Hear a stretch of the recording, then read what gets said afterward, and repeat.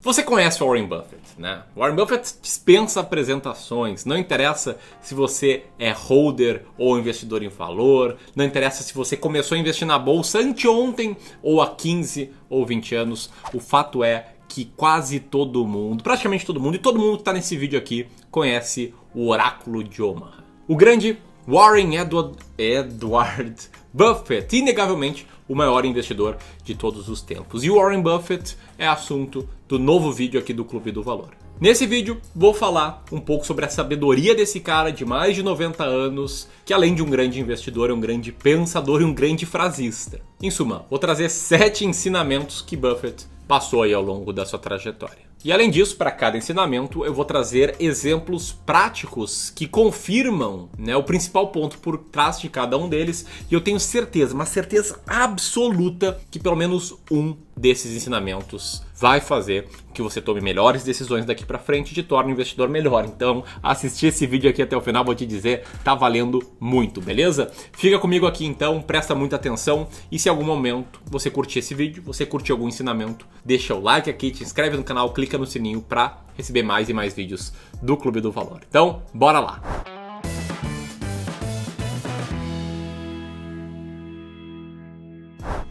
Te liga só nesse mapa mental que está na tela, que vai nos guiar aqui no vídeo de hoje, tá? Então, para quem, aquele 1% que não conhece, deixa eu te falar quem é Warren Buffett, tá? Warren Buffett é o cara, é o maior investidor de todos os tempos, nasceu no dia 30 de agosto de 1930 em Omaha, no estado do Nebraska, lá nos Estados Unidos. Um ano depois do crash de 29, bem ali na época da Grande Depressão. Então o cara nasceu em meio à crise, cresceu ali no pós-crise, pegou a Segunda Guerra Mundial ainda na sua pré-adolescência e adolescência. E desde criança, desde muito cedo, ele já se mostrava ser muito interessado em business, né, no mundo de negócios e investimentos.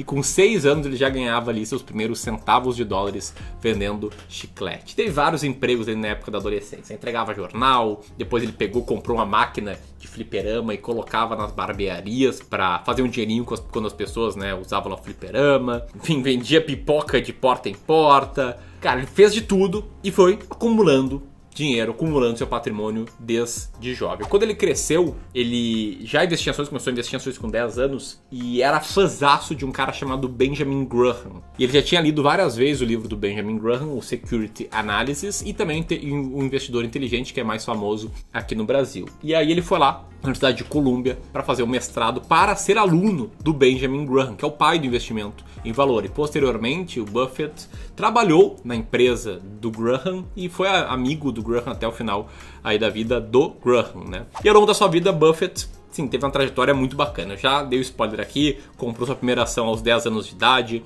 No final do colégio, ele já tinha acumulado 10 mil dólares, que se você atualizar pela inflação, é mais ou menos 90 mil dólares a dinheiro de hoje. Mais de 99% da sua riqueza foi acumulada depois dos seus 50 anos, né? Que mostra como é possível ter sucesso na bolsa começando mais tarde. Não foi o caso do Warren Buffett, ele começou super cedo, mas mostra também como o horizonte temporal é um fator essencial aí no acúmulo de patrimônio. E aqui, por sinal, convido a gente a fazer um debate entre os clubistas. Comenta aqui com qual idade você começou a investir na bolsa ou você vai começar a investir caso você ainda não invista. Se eu começar, eu falo, comigo foi com 13 anos. Enfim, hoje Buffett é o CEO da Berkshire Hathaway, uma das maiores empresas do mundo, que é uma holding cujas participações, né, somadas têm mais de 400 mil funcionários. A holding em si tem bem poucos funcionários, mas ela tem participação na Coca-Cola, na Apple, em várias empresas aí que somadas tem na penca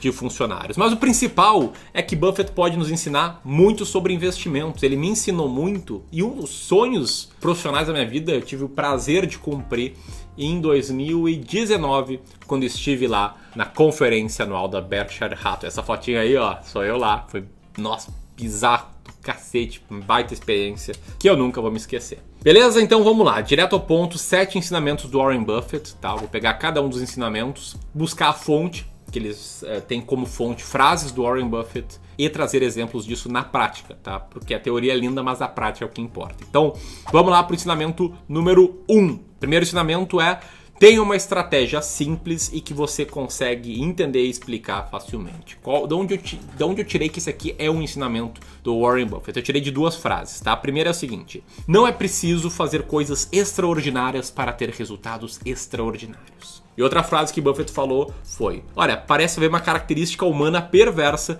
que gosta de fazer as coisas mais fáceis parecerem difíceis. E aí, eu interpretando, eu digo que o ensinamento tem uma estratégia simples que você consegue entender e consegue explicar. E um exemplo muito prático, tá? Segundo um estudo da Standard & Poor's, 80% dos fundos de ações brasileiros perdem para o mercado. Muitos desses fundos utilizando estratégias mega complexas, mega avançadas e perdendo para a média do mercado, que nada mais é do que uma proxy que daria para chamar de média daí dos investidores, beleza? Ensinamento número 2. Invista com visão de longo prazo sem buscar ganhos de curto prazo, tá? De onde que eu tirei que isso aqui é um ensinamento? De uma frase maravilhosa que é o seguinte, abre aspas: algumas coisas simplesmente levam tempo. Você não pode fazer um bebê em um mês engravidando 9 mulheres, tá? E um exemplo prático disso aqui. Te liga só no Ibovespa, retorno do Ibovespa dos últimos 12 meses, tá? Esse retorno aí negativo de 9%, tá? R$100 teria virado R$91 mais ou menos. Agora, te liga no retorno do Ibovespa nos últimos 45 anos, acima da inflação, já descontado a inflação do período, tá? O que é equivalente a R$100 lá atrás, tá? Lá atrás, porque não existia o real em 1970, teria se transformado em quase R$3.000 acima da inflação. Em outras palavras, teria multiplicado o seu investimento por 30 vezes acima da inflação num prazo maior. Beleza? Então esse é o segundo ensinamento, fica de olho, visão de longo prazo sempre. Terceiro ensinamento, tá? Entenda os riscos que você está correndo, entenda os riscos que você corre e haja de acordo para minimizá-los. De onde que eu tirei que isso aqui é um ensinamento? De uma frase que ele fala que, olha, o risco vem de você não saber o que está fazendo, tá? E um exemplo prático é um estudo que eu fiz, tá lá no Descomplicando o Mercado de Ações, que é um dos cursos nossos, em que eu mostro como uma carteira concentrada teria tido uma queda muito grande, ao passo que uma carteira bem mais diversificada teria protegido muito os seus investimentos aí em crises maiores. Uma carteira de 20 ações brasileiras diversificada entre ações brasileiras e norte-americanas, é o que eu chamo de estratégia bull bear de investimentos, ela teria tido uma maior queda no fechado dos meses do passado de apenas 25, 26%, mais ou menos. E na contramão, uma carteira de apenas 5 ações brasileiras sem diversificação internacional teria caído 91% em grandes crises. Beleza? Então conheça os riscos, entenda eles e tente minimizá-los ou pelo menos reduzir até o limite do aceitável, do que você aguenta de risco. Vamos lá para o ensinamento número 4, que é não se deixar levar pelos seus vieses emocionais, pelos seus vieses comportamentais, inclusive aí pelo efeito manada, tá? Olha só o que o Warren Buffett fala. Ele falou algo mais ou menos assim: olha, o segredo do mercado é você ter medo quando os outros estiverem gananciosos e ser ganancioso quando os outros estiverem com medo, tá? E tem um exemplo aqui, bicho, que é um absurdo, tá? Pega a década de 2000, foi uma década muito ruim para a bolsa norte-americana em especial, tá? No início da década teve a bolha.com, no final da década teve a crise do subprime, no meio da década teve a guerra ao terror, os 11 de setembro, foi o caos. O S&P 500 subiu mais ou menos 1% ao ano, que é muito pouco. O melhor fundo de ações lá, o GCM Focus Fund, teve um retorno na média de 18% ao ano. Isso aí, cara, é multiplicar por 5 vezes o seu patrimônio numa década muito ruim. E aí eu te pergunto, quanto teve de retorno a média dos seus cotistas, os investidores no fundo? Enquanto você pensa, se quiser botar o comentário aqui abaixo, enquanto você pensa, quando eu te dou um tempo, eu digo que eu vou te surpreender com a resposta. Sabe por quê? Porque esses caras, na média, perderam 11% ao ano. Como assim, cara? Como assim? Os cotistas eram enviesados. E aí, quando o fundo subia, eles compravam, e quando o fundo caía, eles vendiam as suas cotas. E se eles não tivessem feito nada, se tivessem comprado e segurado pela década, eles teriam ganho uma penca, uma Babilônia de dinheiro. Então, não se deixe levar pelos seus vieses, não entre no efeito manada, beleza? Ensinamento número 5, esse aqui eu adaptei, tá? Ensinamento número 5 é não faça day trade ou trades de muito curto prazo, tá? Da onde que eu tirei isso aqui? Eu tirei de uma frase que ele fala o seguinte: o mercado de ações é projetado para transferir dinheiro dos investidores ativos para os pacientes. E qual o exemplo prático disso? Tá? Pegar um estudo norte-americano, um estudo em inglês chamado Just How Much Individual Investors Lose by Trading, que pegou 70 mil contas e viu que as 20% que mais negociavam tinham resultado de 7% ao ano abaixo da média. Quer estudo nacional? Beleza, então procura lá. É possível viver de day trade da FGV. Mostra que ali é uma infinidade, há uma infinidade de pessoas que perdem no day trade por uma pequena parcela, 0,1% dos que ganham. E aí vamos para o ensinamento número 6. Qual é o ensinamento número 6? É para você investir com base em valor, não em preço. E olha só que louco, tá? O Warren Buffett foi um velho investor raiz, um investidor em valor profundo durante o início da sua jornada. Na época das partnerships que ele geria, antes da Berkshire,